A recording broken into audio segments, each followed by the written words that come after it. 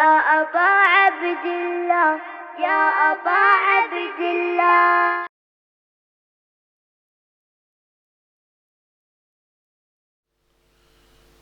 اعوذ باللہ من الشیطان الرجیم بسم اللہ الرحمن الرحیم الحمد للہ الذی لا یبلغ مدحتہ القائلون ولا یحصی نعماءہ العادون ولا یعدی حقہ المجتہدون الذي ليس لصفته حد محدود ولا نعت موجود ولا وقت معدود ولا أجل ممدود فطر الخلائق بقدرته ونشر الرياح برحمته والصلاة والسلام على الرسول المسدد المصطفى الأمجد المحمود الأحمد سیدنا و مولانا و مولا الکونین جد الحسن والحسین عانی ابو القاسم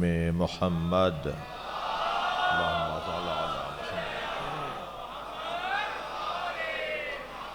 محمد وآلہ الطیبین الطاہرین المعصومین الذین قال اللہ انما یرید اللہ لیذہب عنکم الرجس اہل البیت ویطہرکم تطہیرا اللہم صل علی محمد ولعنۃ اللہ علی اعدائہم اجمعین من یوم عداوتہم الی قیام یوم الدین اما بعد قال الحکیم فی قرآن الکریم بسم اللہ الرحمن الرحیم ومن یتول اللہ ورسولہ والذین آمنوا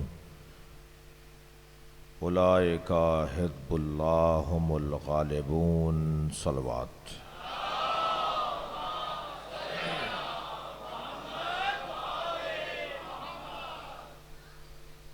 سورہ مبارکہ مائدہ آیت نمبر 56.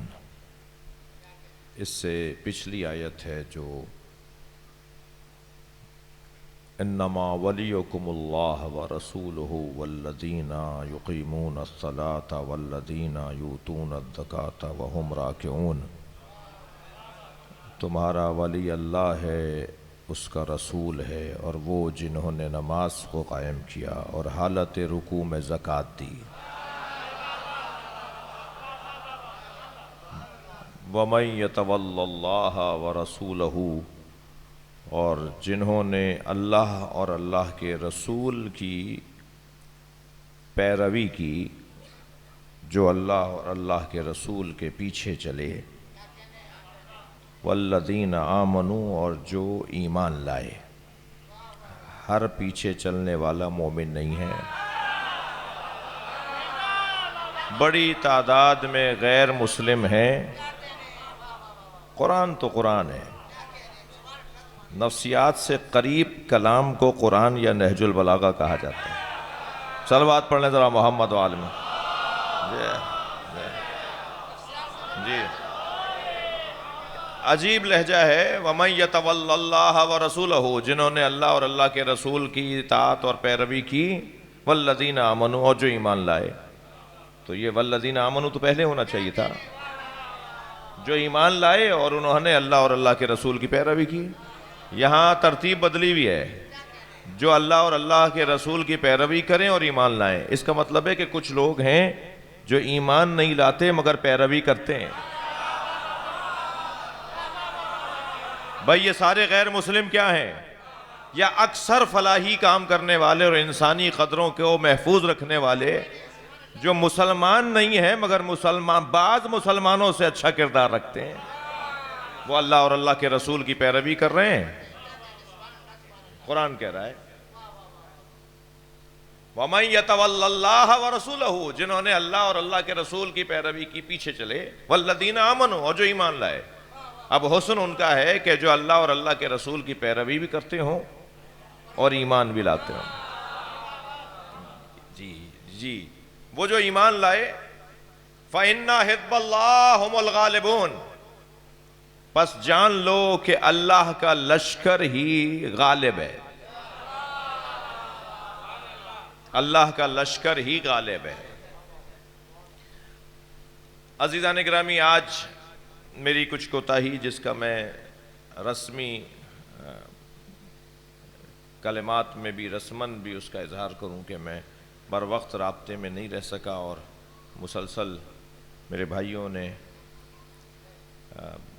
چاہا کہ مضمون اور عنوان کا اعلان ہو، اور وہ میرے نام کے سامنے جو ہے وہ موضوع خالی ہے، تو پھر تقریر کہیں خالی نہ ہو، خالی تقریر نہ ہو۔ تو وہ مجھ سے فرماتے رہے، مگر میری کوتاہی کے ابھی بتا رہا ہوں۔ میں اصل میں چاہ یہ رہا تھا کہ اپنے تمام یادداشتوں کو پہلے دیکھ لوں کہ میں نے یہاں کیا کیا پڑھ لیا ہے۔ کہیں یہ شاید 12ویں یا 13ویں مجلس ہے میرے حصے کی، یہ 13واں سال ہے، 17واں سال ہے، تو 17 مجلسیں تو میں پہلے سال سے ہی آپ کی خدمت میں ہوں، تو 17 مجلسیں تو ہم پڑھ چکے ہیں، اور اس کو کمپوز کر رہے ہیں جناب ذوالفقار صاحب، اور انشاءاللہ 17 یا 18 یا 20 مجلسوں کا مجموعہ جو ہمارے حصے کی ہیں اسے ہم شائع کروائیں گے۔ ایک صلوات پڑھ لیں ذرا محمد وال اللہم صل علی جی۔ اور میں الحمدللہ مجلس کوشش تو ہوتی ہے کہ تیاری سے بات ہو اور تیاری کر کے مجلس پڑھیں، لیکن اس مجلس کے لیے تو کچھ ماحول تیاری کرواتا ہے، کچھ مجمع تیاری کرواتا ہے، اور بانیان بھی جب بہت اچھا انداز ہے۔ اگر ہم سارے سال اور مجالس اور ایام اعزاء میں بھی یہی روش اپنا لیں کہ خطبہ کو مضمون دیا جائے، بلکہ وہ پوچھ لیں ان سے کہ بھئی آپ کس مضمون پہ پڑھیں گے، ہم کیا مضمون دیں گے عالم کو، عالم خود بتا دے کہ کس مضمون پہ خطاب کرے گا، جو آپ کا انداز ہے، جو اس ادارے کا انداز ہے۔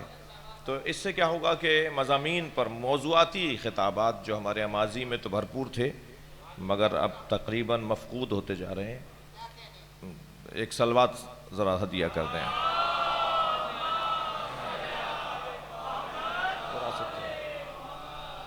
جناب سردار اختر صاحب، جناب سردار اختر صاحب ہر اہم اجتماع میں شرکت فرماتے ہیں، آپ سب کی سلامتی کے لیے۔ اور ایک مسنگ پرسن جو ہمارے دوست، ہمارے قوم کے بعض جوان جن کا پتہ ہی نہیں ہے، نہ ہمیں پتہ ہے نہ ان کے والدین کو پتہ ہے کہ ان کا قصور کیا ہے، ان کا قصور کیا ہے، یہ اب تک پتہ نہیں چل سکا، مگر وہ مفقود ہیں، ناپید ہیں، لاپتہ ہیں، مسنگ ہیں۔ اور یہاں بھی ایک جوان کے والد بیٹھے ہوئے ہیں جو آتے ہوئے مجھ سے کہہ رہے تھے، اور کوشش کرتا ہوں ہر جگہ ان کے لیے دعا ہو، ان کی بحالی کے لیے، ان بچوں کی بحالی کے لیے، ان جوانوں کی بازیابی کے لیے، اس دعا کی قبولیت کے لیے بلندتر صلوات پڑھیں۔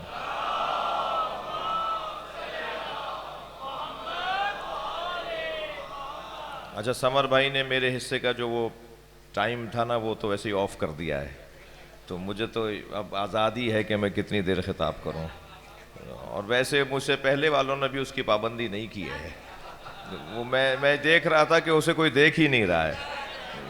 ایک ذرا صلوات پڑھ لیں محمد۔ تو میں تو ویسے ہی آزاد ہوں۔ ایک صلوات اور نبی کی ذات پہ ہدیہ کریں۔ اللہم صل علی محمد وعلی محمد۔ وَمَن يَتَوَلَّ اللَّهَ وَرَسُولَهُ وَالَّذِينَ آمَنُوا فَإِنَّ حِزْبَ اللَّهِ هُمُ الْغَالِبُونَ۔ اللہ کا لشکر ہی غالب ہے۔ موضوع جس پر میں آج گفتگو کرنا چاہ رہا ہوں، پہلے وہ آپ کے حوالے کر دوں، پھر پابند رہوں کہ اس کے ہی حاشیے میں اور اسی سے متعلق باتیں ہوں، گفتگو ہو۔ اور وہ موضوع یہ ہے کہ عقیدہ مہدویت پر شبہات اور اعتراضات اور ان کا جواب۔ اچھا، شبہات تو کوئی 100 سے زیادہ تو آیت اللہ لطف اللہ صافی نے شبہات کو جمع کیا، ایک جگہ کیا اور اس کے جواب دیے، تو یقیناً نہ یہ مجلس متحمل ہے اور نہ ہی موضوع سے انصاف ہو پائے گا کہ ہم شبہوں کا اظہار کریں اور پھر اس کا جواب دیں۔ خود اصل جو شبہ کیا ہے اور سوال کیا ہے اور اعتراض کیا ہے، اور خود اس کیفیت سے گزرنے کے لیے ہمیں کیا کرنا چاہیے، اور ہر شبہے پر ہمارا کیا رویہ اور روش ہونی چاہیے، اس سے متعلق کچھ بات کرنے کی کوشش کروں گا۔ اور پھر علامہ اقبال نے یا خاموشی اختیار رکھی، کیونکہ شاعروں کو دیکھ کر میں رنگ پکڑ رہا ہوں، علامہ اقبال نے یا عقیدہ مہدویت پر خاموشی اختیار رکھی، یا اس کے خلاف بولے یا اس کے حق میں بولے۔ اب کب وہ خاموش رہے اور کب انہوں نے اس کے خلاف بات کی اور کب اس کی تائید میں بات کی، اور کیا خلاف بولے اور کیا حق میں بولے، وہ بولنے کی کوشش کروں گا۔ ذرا صلوات پڑھیں محمد و آل محمد۔ جی بڑی عنایت میرا دل کر رہا ہے کہ ایک مغفرت کے لیے ایک مرتبہ صلوات ہدیہ کریں گے حضرت مولانا باقر زید، اللہم صلی علی محمد، اور جناب اختر ہاشمی، اللہم صلی علی محمد و آل محمد، اور کاظمی صاحب، اقبال کاظمی صاحب، اللہم صلی علی محمد و آل محمد جی۔ اور جو میں اس وقت بھول رہا ہوں اور اس محفل کی وہ زینت اور اس مجلس کا وہ حصہ رہتے تھے، ان سب مرحومین کی مغفرت کے لیے صلوات پڑھیں۔ اللہم صلی علی محمد و آل محمد۔ دیکھیے سب سے پہلے تمہیدی بیان سے گزر رہا ہوں، آپ میرے ساتھ ہیں، میرے پر یہ اللہ کا کرم ہے اور آپ کا ممنون احسان ہو۔ سب سے پہلے تو عقیدہ مہدویت پر اعتراض اور شبہہ اور یکسر انکار کرنے والا فرد ابن خلدون ہے۔ 808 ہجری میں، 808 ہجری میں ابن خلدون نے آ کر سب سے پہلے اعتراض کیا کہ یہ مایوسی کا نتیجہ ہے، کوئی مہدی معاذ اللہ نہیں ہے، یہ تصور مایوس لوگوں کا پھیلایا ہوا تصور ہے۔ اور عجیب بات ہے کہ مایوس لوگ تو مرتے ہیں، جینے کی بات نہیں کرتے۔ مایوس ہوتے تو عقیدہ مہدویت کیوں پیش کرتے؟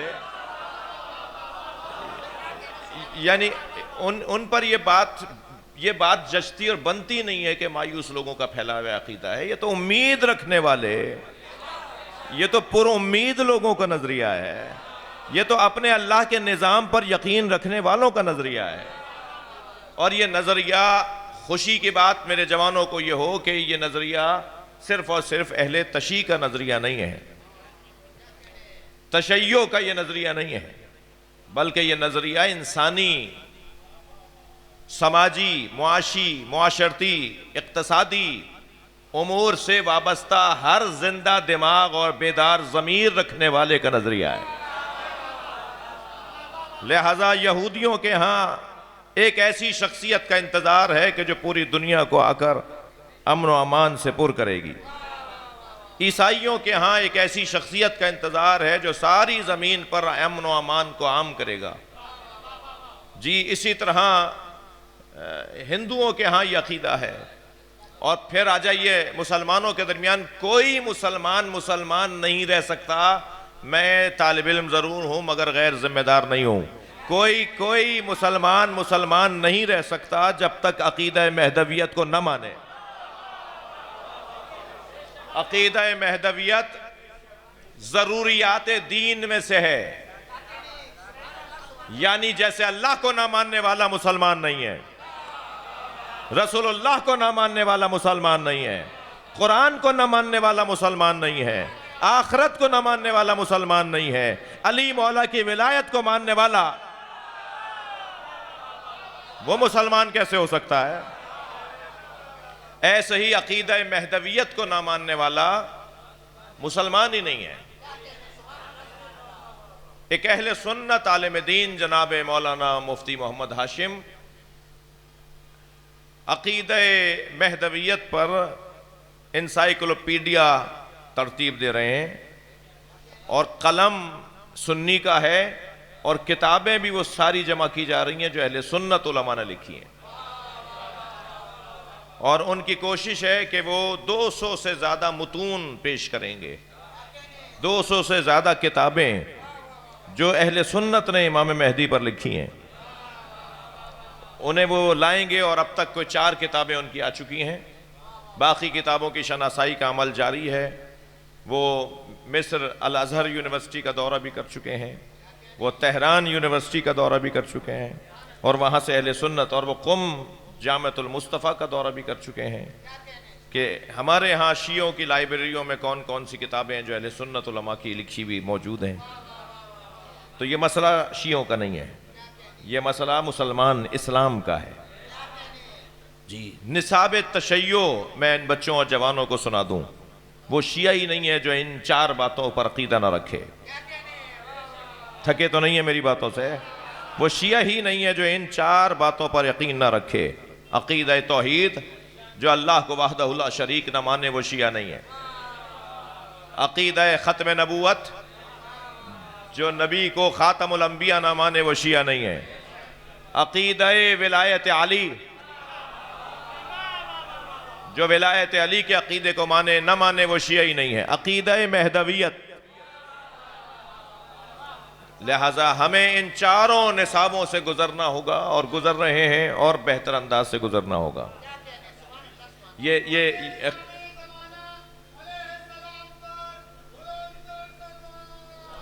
اللہم صلی علی محمد وعلی، خلاصہ ہے تعلیمات تشیع کا۔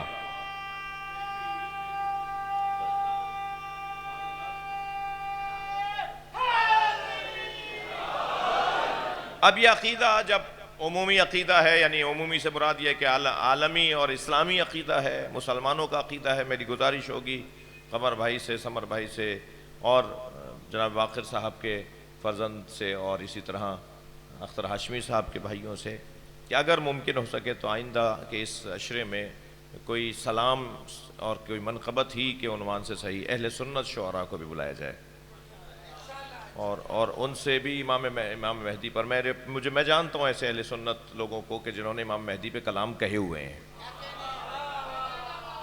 تو ان کا بھی یہاں 3 یا 4 جب پڑھنے والے ہوتے ہیں تو ایک وہ بھی صحیح، اور اس سے کئی بہتر نتیجے سامنے آئیں گے۔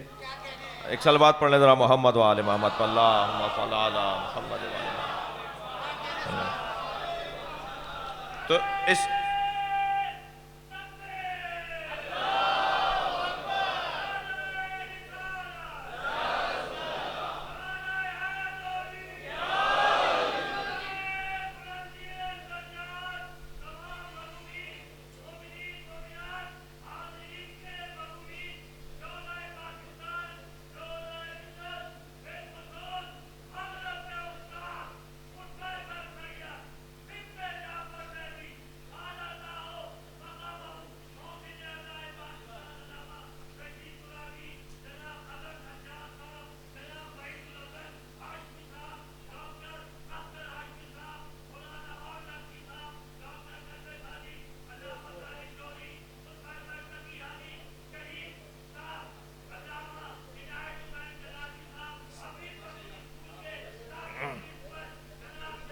ادھر آجی،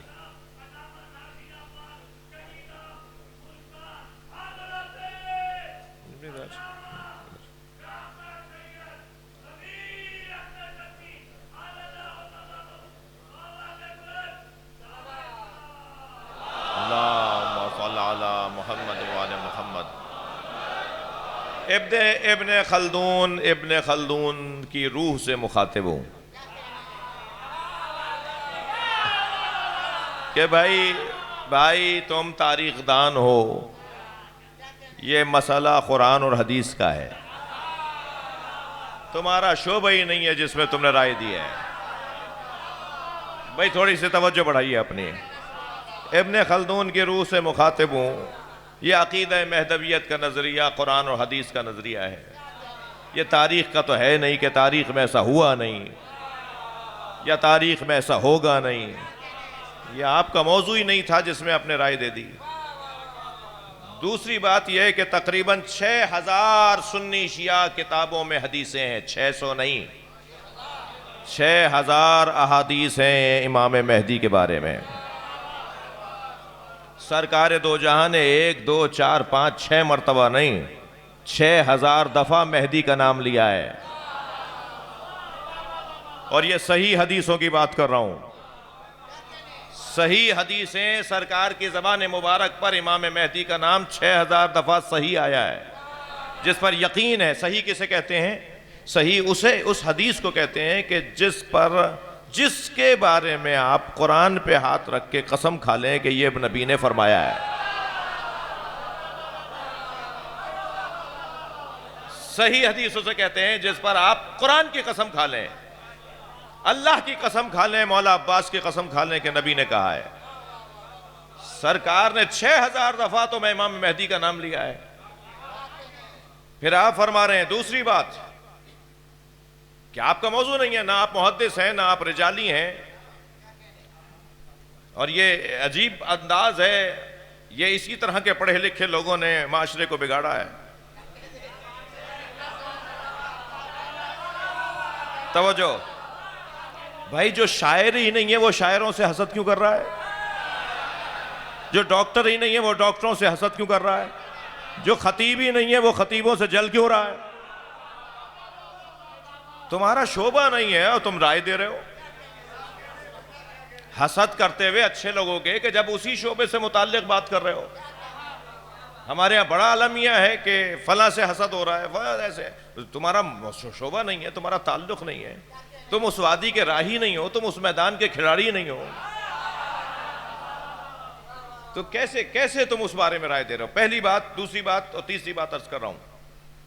امام بخاری اور امام مسلم نے اگر اسے نقل نہیں کیا ہے، سیاہ ستہ میں تو نقل ہوا ہے نا، 6 کتابوں میں اگر 2 کتابوں میں نقل نہیں ہوا تو آپ کیسے کہہ سکتے ہیں کہ امام بخاری نے نقل نہیں کیا؟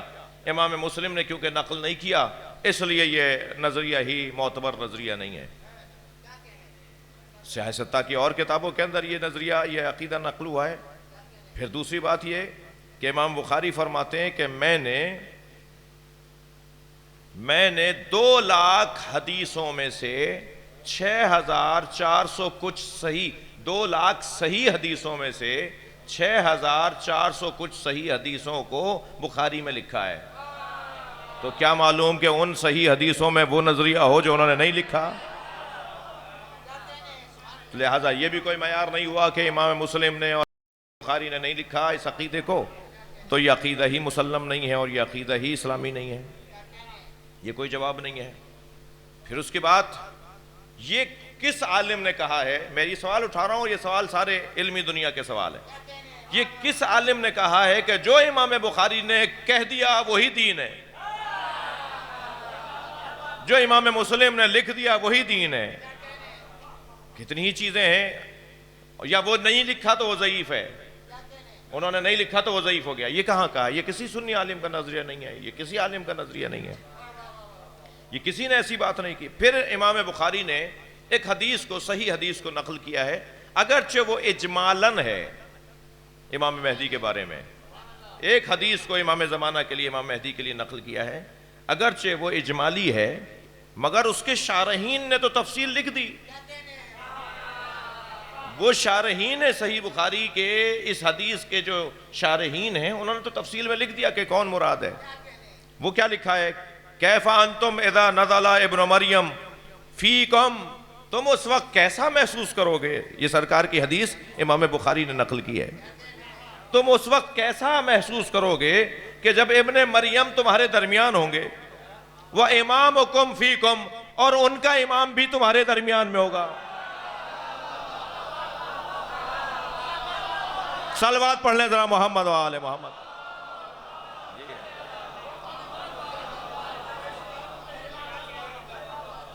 وہ جو انہیں امامت، جو انہیں نماز پڑھائیں گے، اب طے کرو کہ وہ کون ہے، تحقیق کرو کہ کون ہے۔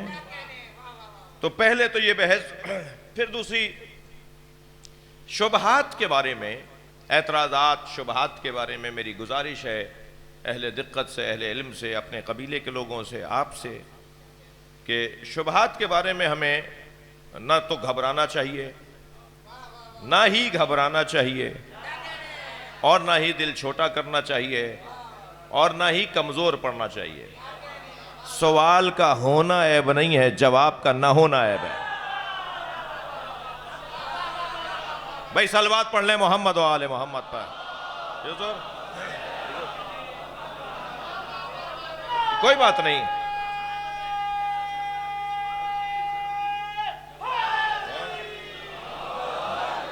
جواب نہ ہو تو یہ عیب ہے. پہلی بات تو یہ کہ ہمیں جواب تلاش کرنا ہوگا. دعوت دیجئے، عام کہیے کہ آئیے ہم پر اعتراض کریں.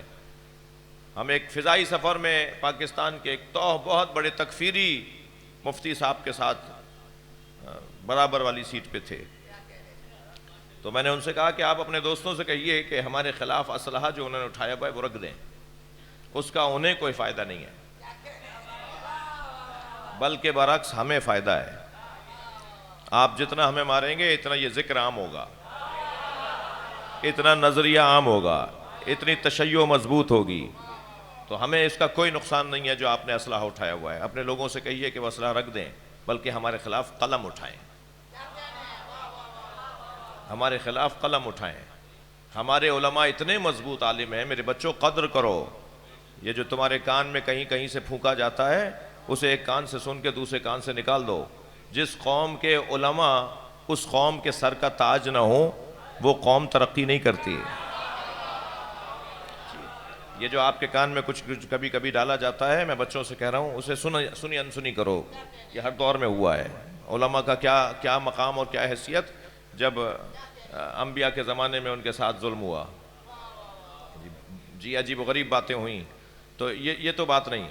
تو جواب اتنے مضبوط علماء ہمارے یہاں الحمدللہ پائے جاتے ہیں. ایک کتاب لکھی تھی نا، ایک جلد کتاب 600 کچھ صفحوں کی ہے، تحفہ اثنا عشریہ.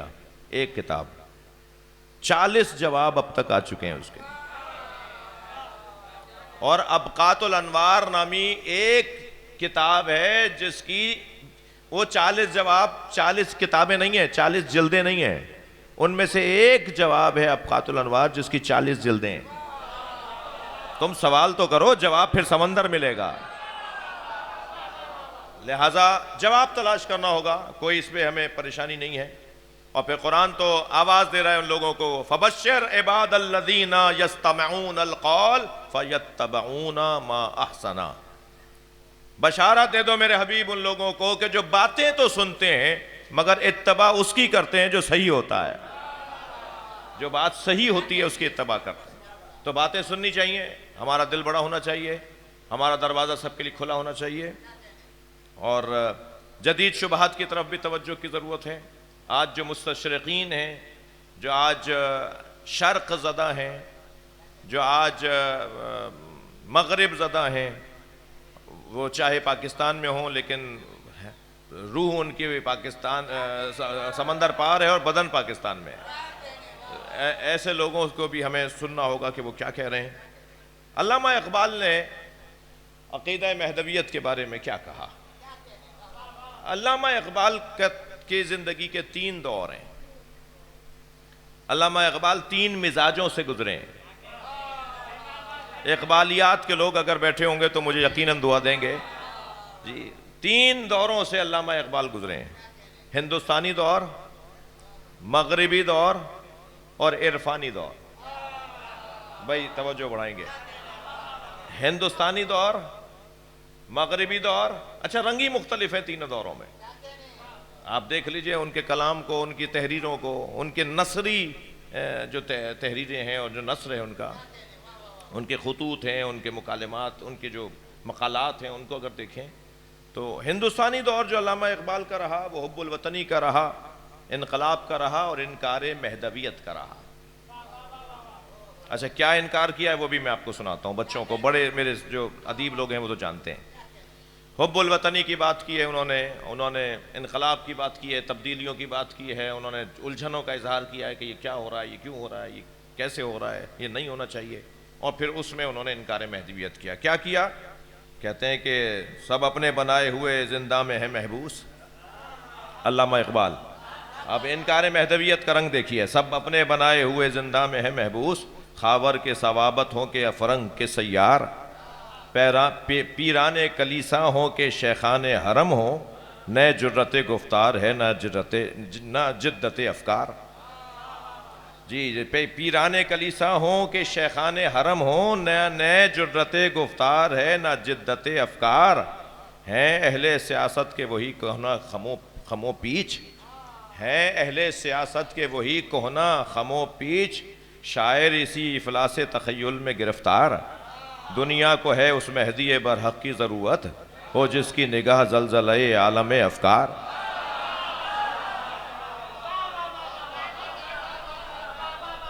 یہاں علامہ اقبال نے مہدویت کی تائید نہیں کی ہے، یہ مخالفت ہے، اگرچہ ہم یہ شاید بعض سمجھتے ہو کہ یہ تائید کی ہے۔ دنیا کو ہے اس مہدی برحق کی ضرورت، دنیا کو ہے اس مہدی برحق کی ضرورت، ہو جس کی نگاہ زلزلہ عالم افکار۔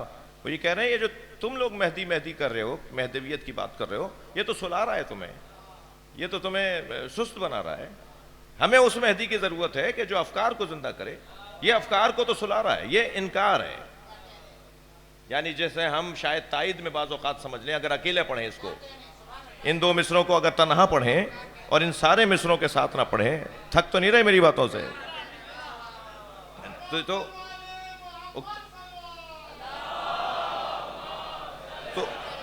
تو ہمیں لگے گا کہ یہ تائید کر رہے ہیں، جبکہ سارے کلام کو اگر پڑھ کر اس نتیجے پر آئیں گے تو یہ علامہ اقبال مخالفت کر رہے ہیں۔ یہ علامہ اقبال کے ہندوستانی دور کا عقیدہ مہدویت ہے۔ لیکن جب علامہ مغرب میں گئے ہیں، جب علامہ گئے ہیں مغربی دور میں اور یورپ گئے ہیں، جرمنی میں انہوں نے ڈاکٹریٹ کیا اور پی ایچ ڈی کی، میں پچھلے دنوں ان کے گھر ہو کر آیا ہوں۔ میری بڑی خوشی آرزو تھی کہ میں پیرس جاؤں تو آیت اللہ خمینی کا دروازہ دیکھ کر آؤں، اور جرمنی جاؤں تو علامہ اقبال کا گھر دیکھ کر آؤں۔ تو الحمدللہ دونوں کے دروازوں پہ کچھ دیر کھڑے ہو کر ان کو یاد کر کے آیا، اور بڑی آرزو تھی دونوں اس صدی کے مفکر، دونوں اس صدی کے مضبوط مفکر۔ جی علامہ اقبال کو عالمی سطح پر جو ان کی، کیونکہ فارسی میں اور اردو میں کلام ہے، اگر ان کا، اور کچھ انگریزی میں بھی ہے، اگر ان کا عربی میں کلام ہوتا اور انگریزی میں اتنا ہی ہوتا، اکا دکا نہ ہوتا، تو شاید عالمی سطح پر علامہ اقبال جیسا ڈھونڈنے سے ملتا۔ علامہ اقبال ایرانیوں میں زیادہ مطلوب اور محبوب کیوں ہیں؟ اس لیے کہ علامہ کا غالب کلام فارسی میں، اکثر کلام فارسی میں، اور ایرانی مرید ہیں ان کے۔ آیت اللہ استاد شہید مرتضیٰ مطہری ان کے اصحال ثواب کا عشرہ کرواتے تھے تہران میں، اور پورے عشرے میں صرف اقبالیات کو پڑھا جاتا تھا۔ جی خود علامہ آیت اللہ مطہری کی تقریریں ہیں اقبال پر۔ آیت اللہ خامنئی حافظ ہیں اقبالیات کے، خود آیت اللہ خامنئی حافظ ہیں اقبالیات۔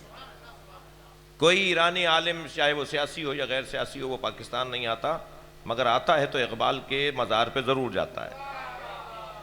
اور شاید ہم میں سے بہت سے بچوں نے اقبال کا مزار نہ دیکھا ہو لاہور میں۔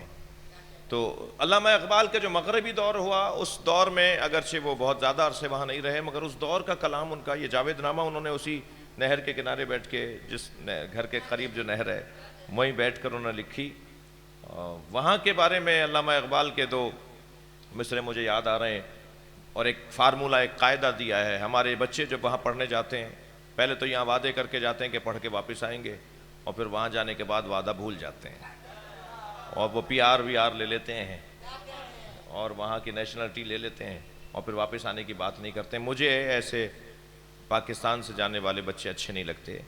واپس آؤ، پاکستان کی خدمت کرو، اپنے وطن کی ترقی کی باتیں کرو۔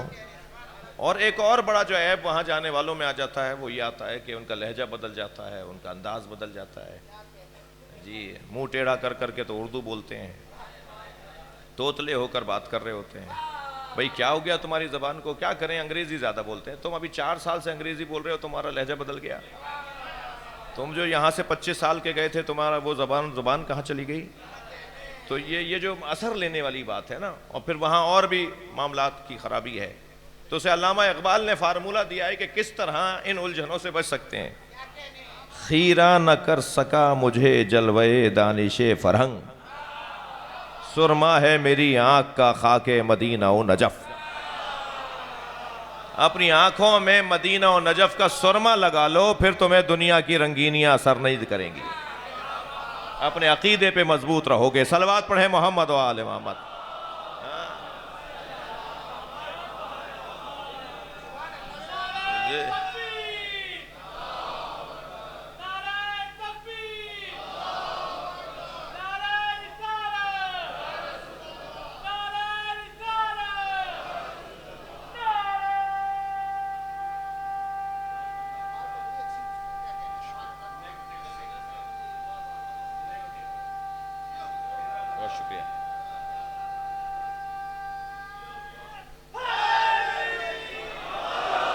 علامہ اقبال کا جو مغربی دور ہے، اس دور میں علامہ اقبال نے مہدویت کی تائید کی، اور علامہ اقبال کا جو عرفانی دور ہے، واپس آنے کے بعد کا دور ہے، اس میں انہوں نے قرآن اور اہل بیت پر بات کی ہے۔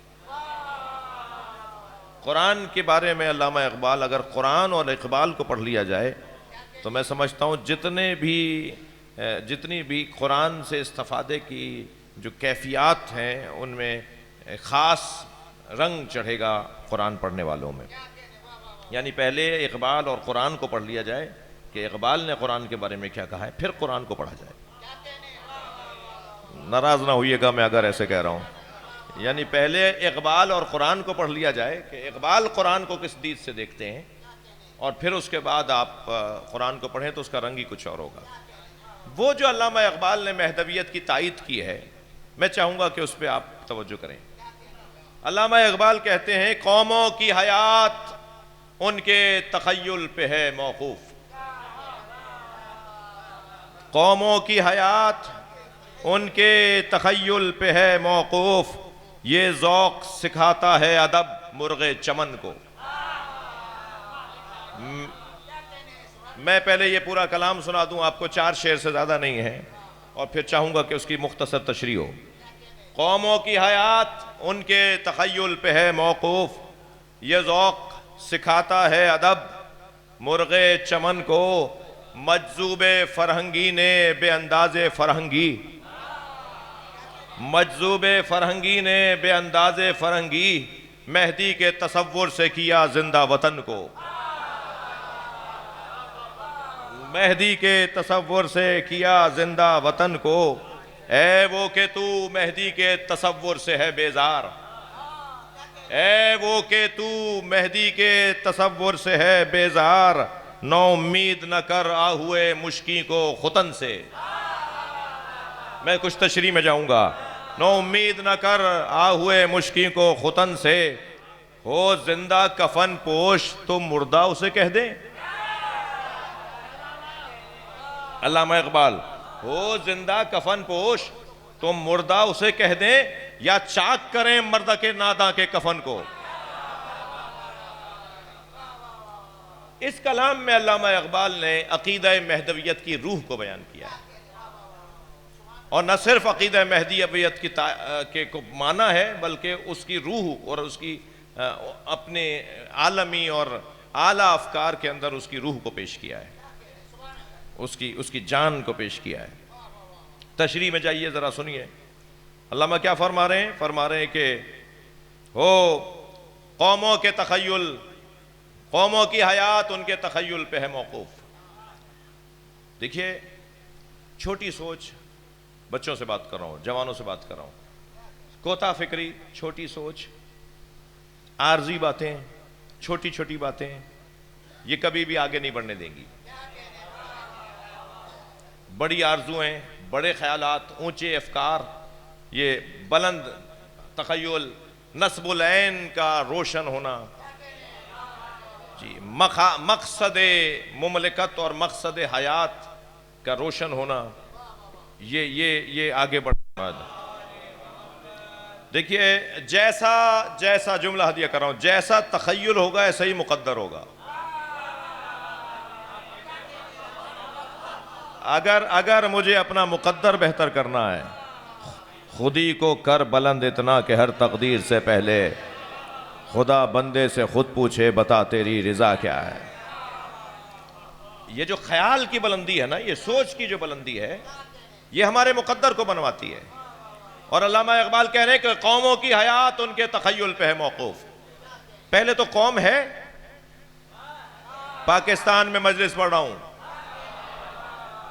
پاکستان میں قوم ہے، یہ تو پنجابی ہے، وہ تو پٹھان ہے، وہ تو مہاجر ہے، وہ تو سرائکی ہے، وہ تو بلوچی ہے، پاکستانی کون ہے؟ خدا کے واسطے سیاستدانوں سے مخاطب ہوں، ہمارا ایک کام ہے جو ہم کر رہے ہیں، اور بہتر کرنا چاہیے، مگر آپ کا کام مملکت کو چلانا صرف یہ نہیں ہے کہ آپ انہی الجھنوں میں رہیں جو الجھنیں ہم دیکھتے آ رہے ہیں۔ پاکستان کو، پاکستانی قوم کو قومیت سے ہمکنار کریں۔ پنجابی کو پاکستانی بنائیں، یہ سندھی کو پاکستانی بنائیں، یہ مہاجر کو پاکستانی بنائیں. جب تک آپ پاکستانی نہیں بنائیں گے پاکستان کا مقدر اچھا نہیں ہوگا. میں اعتراض نہیں، احتجاج کر رہا ہوں. آپ نے اسکولوں سے یہی سکھایا ہے کہ اسے بلوچی لباس پہن کر لے بلاؤ، اس بچے کو سندھی لباس پہن کر بلاؤ، اس بچے کو پختونوں کا لباس پہن کے بلاؤ. یہ ہزارہ کی طرف کے ہزارہ والے انہیں وہ لباس پہناؤ. تم نے کوئی لباس ہی نہیں دیا جو پاکستان کا ہو. تم نے وہ زبان ہی محفوظ نہیں رہنے دی جو پاکستان کی ہے. لہٰذا جب تک قوم نہیں بنائیں گے، علامہ اقبال کے قول کی تشریح کر رہا ہوں اور محتاط بولنے کی کوشش کر رہا ہوں. قوموں کی حیات ان کے تخیل پہ ہے موقوف.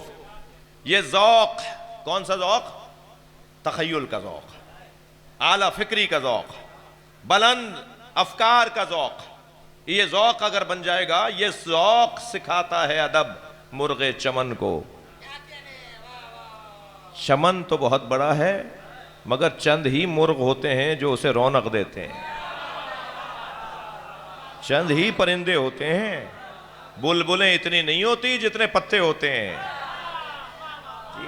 کوئلیں اتنی نہیں ہوتی جتنی ٹہنیاں ہوتی ہیں. جی مرغ چمن چند ہوتے ہیں.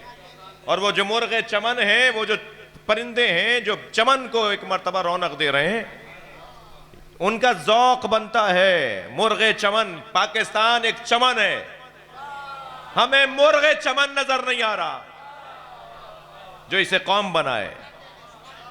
صلوات پڑھ لیں ذرا محمد و آل محمد پر.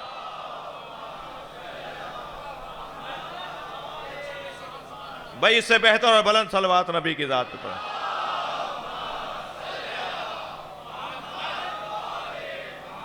کبھی غور کیا مرغ، علامہ کہہ رہے ہیں مرغ چمن، یہ ذوق سکھاتا ہے ادب مرغ چمن کو. مرغ چمن تو ایک، مگر یہ قوم کی بات کیوں کرے؟ اللہ نے ہمارے کوئی ایک اسلامی حکم اور شرعی حکم دکھائیے جس میں حکم تو فرد کو ہو مگر اس کا عمل اجتماعی نہ ہو. میں سمجھتا ہوں میری بات منتقل ہوئی ہے. نماز فرد پر واجب ہے نا. ہر ایک کی نماز علیحدہ ہے بھائی، ہر ایک کو اپنا حساب دینا، ہر ایک کا اپنی نماز کا حساب ہے. مگر ایاک نعبد و ایاک نستعین کیوں بولتے ہیں؟ ہم تیری عبادت کرتے ہیں. کہتے ہیں نا ایاک عابدو، ہم تیری عبادت کرتے ہیں. نعبدو کیوں کہہ رہے ہیں؟ کہتے ہیں نا میں تیری عبادت کرتا ہوں.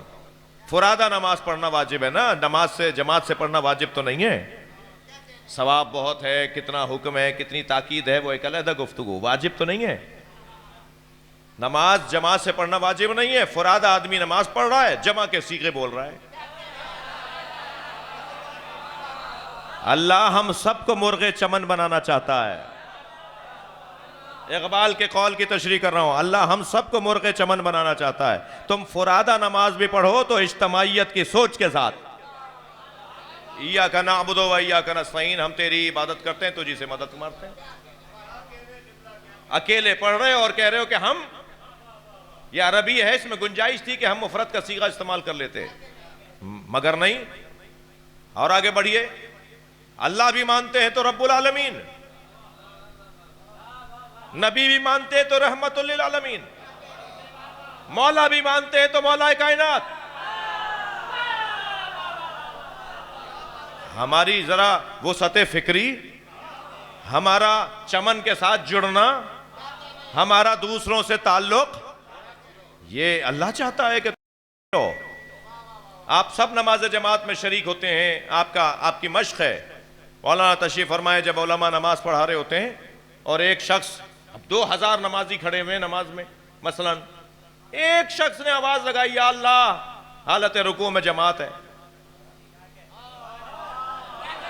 جماعت حالت رکوع میں، بھائی پہلے ہی 2000 لوگ موجود ہیں، ان 2000 کے لیے حکم ہے کہ رکوع وہ بھی شامل ہو جائے.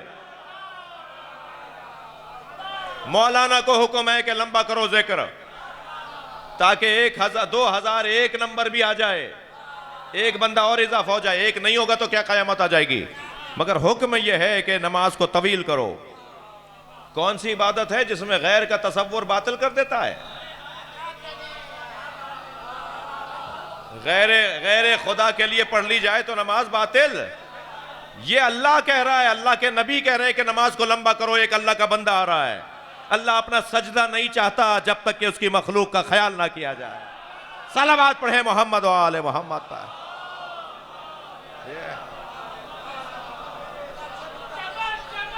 جی حضور.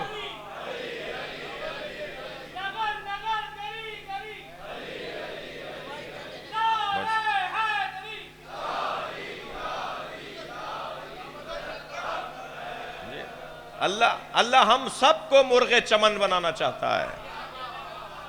ہم یہ نہ سمجھیں کہ ایک ہے تو کیا کر لیں گے, اکیلے ہیں تو کیا کر لیں گے. یہ ذوق سکھاتا ہے ادب مرغ چمن کو. توجہ چاہوں گا, میں کچھ تشریح اور چھوڑی اس شعر کی, آگے جائیے. مجذوب فرہنگی نے بے انداز فرہنگی مہدی کے تصور سے کیا زندہ وطن کو. نیتشے نام کے ایک جرمن فلسفی تھے, نیتشے جرمن فلسفی تھے. انہوں نے ایک رٹ لگائی ہوئی تھی کہ ہم سب مہدی بن سکتے ہیں, اور کہا سب کو فوق البشر شخصیت بننا چاہیے. ہر شخص فوق البشر شخصیت بن کر دکھائے.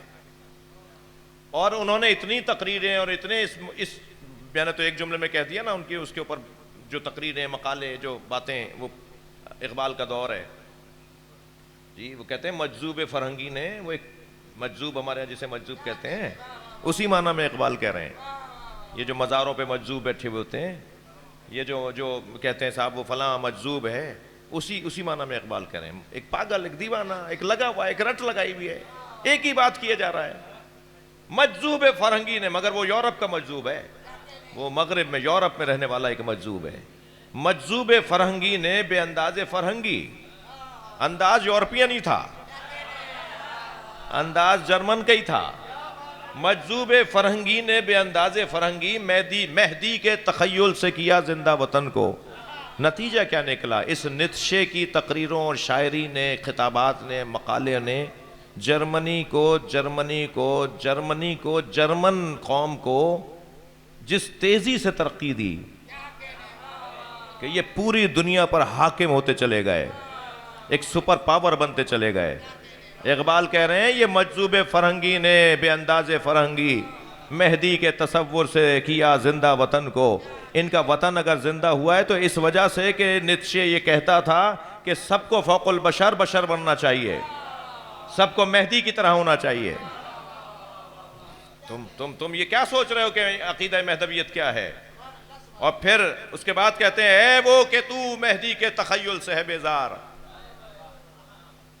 تجھے اچھا ہی نہیں لگ رہا کہ مہدی کے بارے میں بات ہو. علامہ عقیدہ مہدویت کے منکروں کو جواب دے رہے ہیں. علامہ امام مہدی کے بارے میں بات نہ کرنے والوں کو جواب دے رہے ہیں. علامہ امام مہدی پر بات کرنے والوں کو حوصلہ دے رہے ہیں.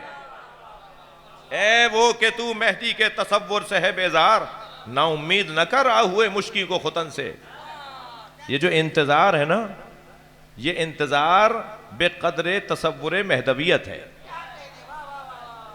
جتنا عقیدہ مہدویت مضبوط ہوگا اتنا ہی انتظار مضبوط ہوگا.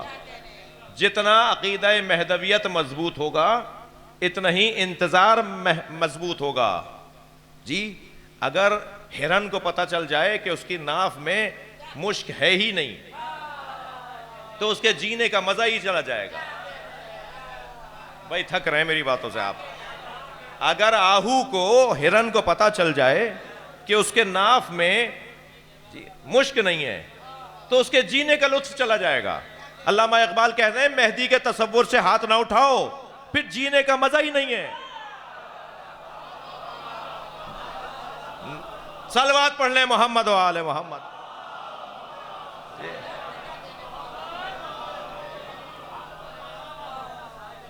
اے وہ کہ تو مہدی کے تصور سے ہے بیزار.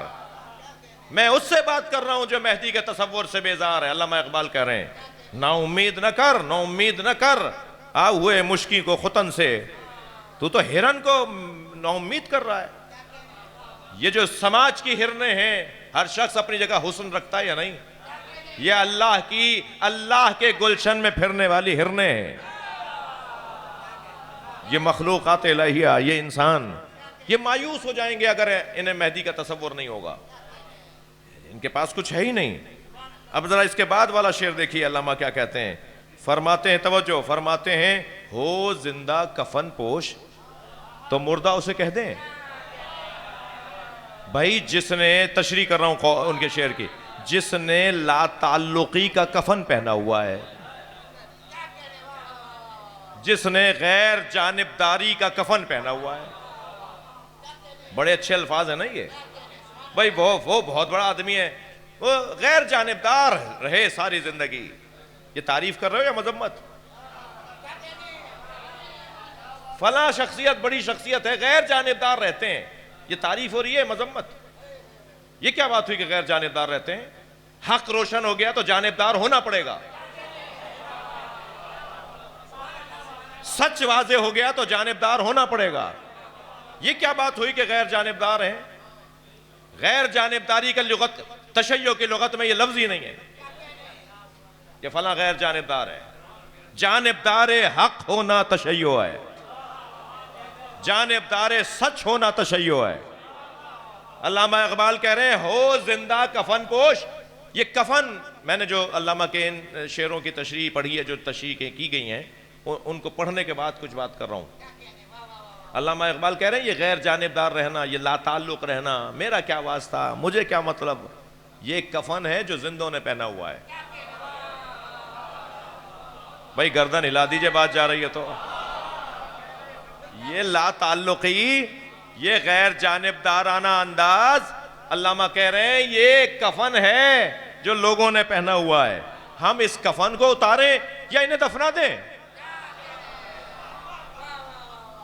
علامہ اقبال کہہ رہے ہیں انہیں اس کفن میں دفناؤ نہیں، ان کا کفن کھینچ کے انہیں اٹھاؤ۔ تم نے کیسے سوچ لیا کہ تم مردہ ہو؟ تم تو زندہ ہو۔ کہتے ہیں ہو زندہ کفن پوش تو کیا، ہو زندہ کفن پوش تو میت اسے سمجھیں، ہو زندہ کفن پوش تو میت اسے سمجھیں، یا چاک کریں مرد کے ناداں کے کفن کو۔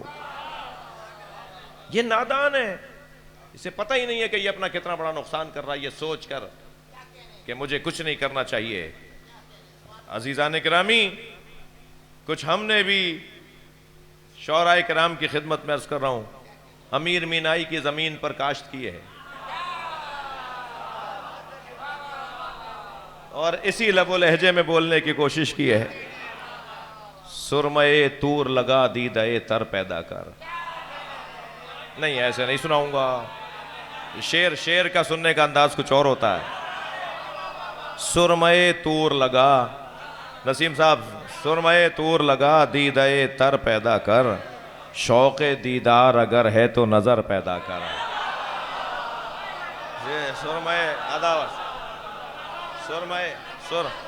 سرمے طور لگا دیدہ تر پیدا کر، شوق دیدار اگر ہے تو نظر پیدا کر، اور زینہ منبر شبیر سے بڑھ کر کیا ہے، زینہ منبر شبیر سے بڑھ کر کیا ہے، مل گیا تجھ کو شرف اس پہ نشر پیدا کر۔ صلوات پڑھیں گے محمد و آل محمد۔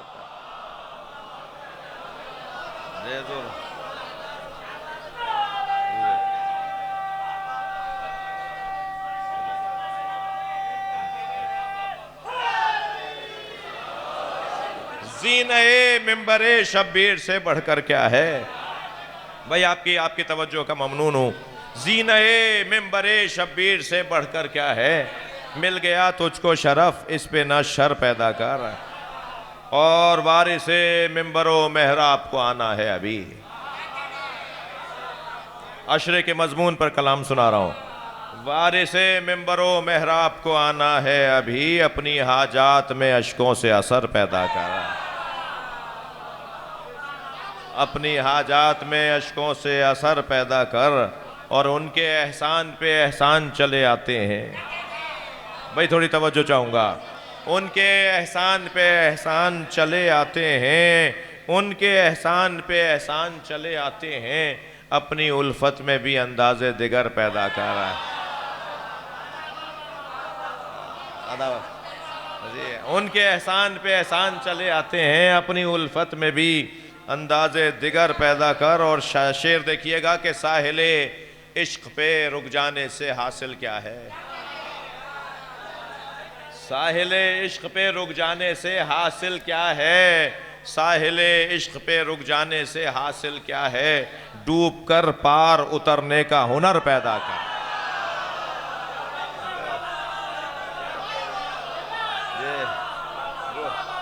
ڈوب کر پار اترنے کا ہنر پیدا کر۔ ساحل عشق پہ رک جانے سے حاصل کیا ہے؟ ساحل عشق پہ رک جانے سے حاصل کیا ہے؟ ڈوب کر پار اترنے کا ہنر پیدا کر۔ توجہ چاہوں گا کہ الجل کہنے سے آ جائیں گے مولا کیسے؟ الجل کہنے سے آ جائیں، بھئی دوسرا مصرع میں بزرگوں سے دعا چاہوں گا کہ الجل کہنے سے آ جائیں گے مولا کیسے؟ اپنے آقا کے ذرا دل میں تو گھر پیدا کر۔ اپنے آقا کے ذرا دل میں تو گھر پیدا کر۔ اور عرض کر رہا ہوں کہ ہر چمک دیکھ کر رک جانا کہاں اچھا ہے؟ ہر چمک دیکھ کر رک جانا کہاں اچھا ہے؟ خود کو مضبوط بنا، شمس و قمر پیدا کر۔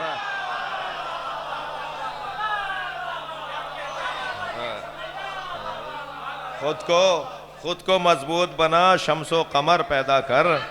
اور عرض کر رہا ہوں کہ تنہا رہنے کا تجھے شوق ہے، مسلم کیوں کر؟ شارع عام پہ چل، یار سفر پیدا کر۔ تنہا رہنے کا تجھے شوق ہے، مسلم کیوں کر؟ شارع عام پہ چل، یار سفر پیدا کر۔ اور یہ شفاعت کا عقیدہ ہمیں سمجھاتا ہے۔ اب رخ بدل کے بات کی ہے، معمولاً اس رخ سے نہیں بولا گیا، معمولاً نہیں بولا گیا، بولا ہوگا۔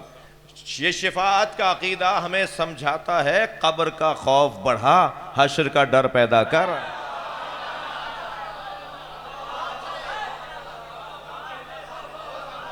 یہ شفاعت کا عقیدہ ہمیں سمجھاتا ہے، قبر کا خوف بڑھا، حشر کا ڈر پیدا کر۔ اور بس ایک شعر اور پھر اس کے بعد مقطع کے سر اٹھانے لگے ہیں وقت کے مروان و یزید۔ سر اٹھانے لگے ہیں وقت کے، سر اٹھانے لگے ہیں وقت کے مروان و یزید۔ سر کٹانے کو ہو تیار، وہ سر پیدا کر۔ سر کٹانے کو ہو تیار، سر کٹانے کو ہو تیار، وہ سر پیدا کر۔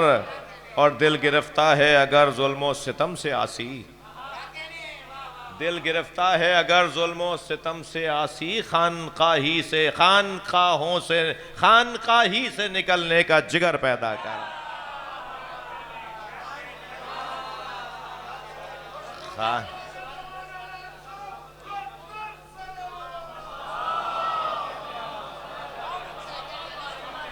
خانقاہی سے نکلنے کا جگر پیدا کر۔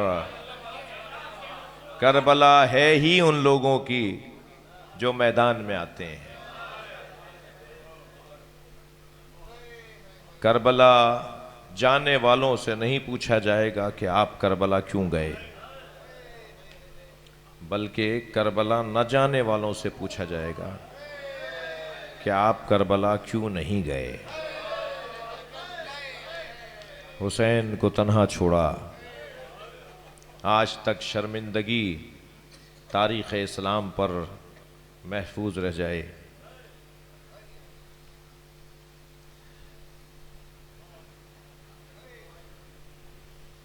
کربلا آج بھی اس کے وارث کو ڈھونڈ رہی ہے۔ ہمیں نظر نہیں آتے مگر ہوتے کربلا میں ہیں۔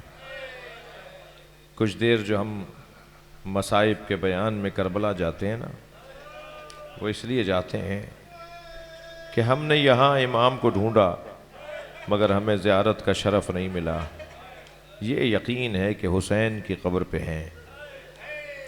تو چلیے کچھ دیر کے لیے کربلا چلتے ہیں، جہاں وارث حسین یوسف زہرا گم گشتہ سامرہ سلام کر رہے ہیں اپنے جد حسین کو. السلام علی خد طریب، سلام ہو اس رخسار پر جس پہ خاک لگ گئی تھی. اس بیٹی سے کوئی پوچھے جس کے سامنے اس کے بابا کا سر آیا، اجرکم اللہ اجرکم اللہ، آپ آمادہ ہیں رونے کے لیے؟ جب جناب سکینہ کی گود میں بابا کا سر آیا تو بہت دیر تک تو یہ کہتی رہیں، بابا یا آپ کی پیشانی پہ پتھر کس نے مارا؟ اجرکم اللہ اجرکم اللہ، آپ کی آوازیں بلند ہیں. بہت دیر تک تو یہ باتیں کرتی رہیں بابا کے سر سے، بابا بابا یہ آپ کے رخسار پہ کس کا خون ہے؟ بابا یہ آپ کے زلفوں میں خاک کیسی ہے؟ بابا آپ کا امامہ کہاں چلا گیا؟ بابا آپ کی رگیں کس نے کاٹی؟ بہت دیر تک بچی بولتی رہی اور پھر کہا، بابا مجھ سے پوچھئے، میرے گوشوارے چھین لیے، بابا مجھے تماچے مارے. یہ کہتے کہتے جناب سکینہ نے بابا کے لبوں پہ لب رکھ دیے، منہ پہ منہ رکھ دیا. کچھ دیر تک تو سسکیوں کی آواز آتی رہی، کچھ دیر تک تو گھٹ گھٹ کے رونے کی آواز آتی رہی، مگر کچھ دیر کے بعد یہ بچی کی آواز بند ہو گئی. سب نے یہ سمجھا کہ بچی سو گئی ہے. لیکن امام سجاد کھڑے ہوئے، قریب آئے، جناب سکینہ کی نبض کو اپنے ہاتھ میں لیا اور آواز دی، پھوپھی اماں زینب، اماں رباب کو سنبھالیے. بیویاں بڑھی جناب رباب کو سنبھالنے کے لیے، آواز آئی، انا للہ و انا الیہ راجعون. مجلس ہو گئی، گریہ ہو گیا. 2 منزلیں اور میرے ساتھ چلیے گا. کسی نے مدینے میں امام سجاد سے پوچھا، مولا آپ کی عمر تو اتنی نہیں ہے مگر آپ کے وجود پر ضعیفی ہے، آپ کے بال سفید ہیں. تو روتے ہوئے فرمایا، بہن کے جنازے نے بوڑھا کر دیا، سکینہ کے جنازے نے بوڑھا کر دیا. اس غربت میں بہن کا جنازہ. اللہ آپ کو جناب سکینہ کی قبر پہ لے جائے. جب آپ جائیں نا تو زری میں آپ جب پہنچیں تو زری سے قبر کو دیکھیے گا، جالی سے قبر کو دیکھیے گا.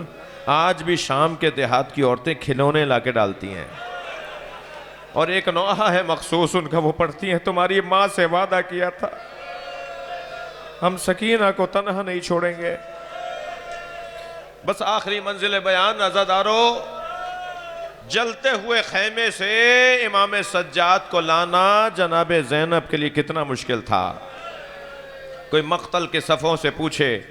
ایک یزیدی لشکر کا سپاہی کہتا ہے کہ میں نے دیکھا خیمے جل رہے تھے، ایک بی بی جلتے ہوئے خیمے کے اندر جانا چاہتی تھی، اس خیمے کی جلتی چوب سے سر ٹکراتا تھا، پھر وہ اپنے دامن سے آگ چھڑاتی تھی اور پھر رستہ بدل کے پھر خیمے میں جانا چاہتی تھی.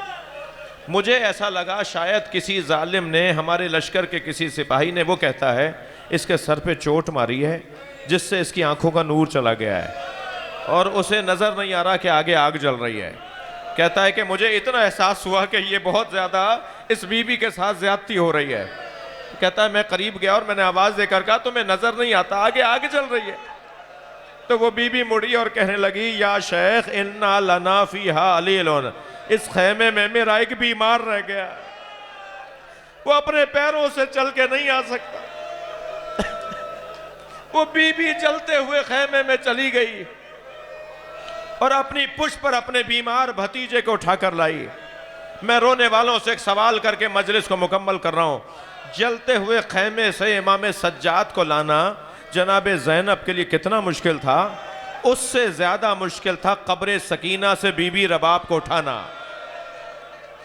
بی بی رباب کو لے کر آتے تھے، بی بی پھر چلی جاتی تھی. اور روتی ہوئی ایک ہی جملہ کہتی تھی، میرا مدینے میں کون ہے، میرا والی کربلا میں، میری بچی زندان شام میں۔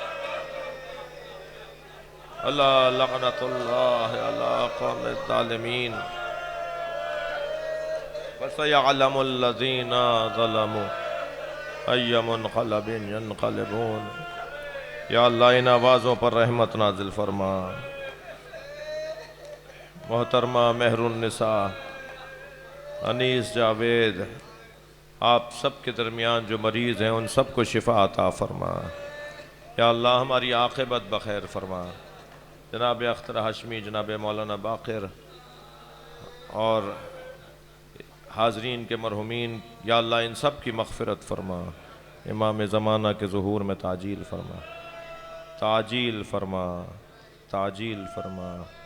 ربنا آتنا فی الدنیا حسنۃ وفی الآخرۃ حسنۃ وقنا عذاب النار۔ الہی و سیدی و مولائی اغفر لأولیائک یا حسین۔